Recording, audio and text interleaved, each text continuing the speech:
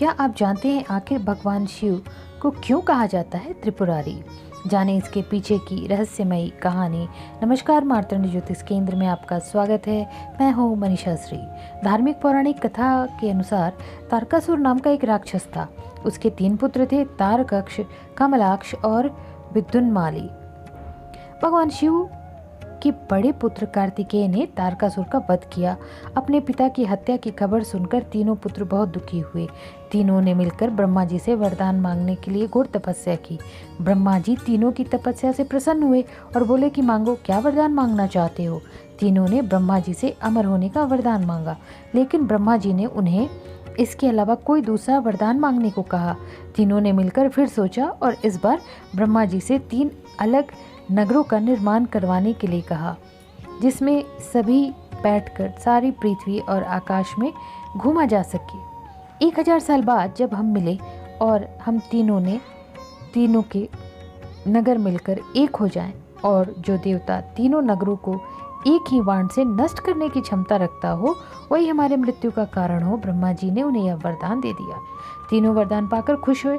ब्रह्मा जी के कहने पर मैदानों ने उनके लिए 3 नगरों का निर्माण किया।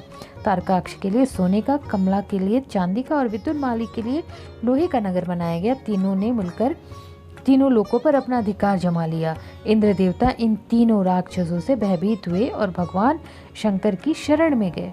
इंद्र की बात सुनकर भगवान शिव ने इन दानवों का नाश करने के लिए एक दिव्य रथ का निर्माण किया। इस दिव्य रथ की हर एक चीज देवताओं से बनी। चंद्रमा और सूर्य से पहिए बने।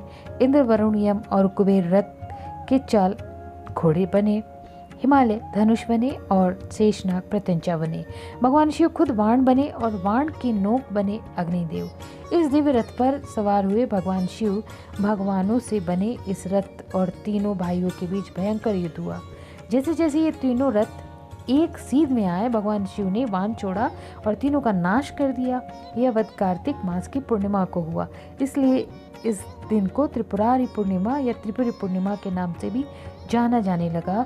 इसी वध के बाद भगवान शिव को त्रिपुरारी भी कहा जाने लगा। बने रहिए हमारे साथ ऐसे ही धार्मिक वीडियोस, धर्म ग्रंथों से जुड़ी हुई कहानियों का श्रवण करने के लिए, इन्हें जानने, सुनने और समझने के लिए हमें लाइक करें, शेयर करें, सब्सक्राइब करें।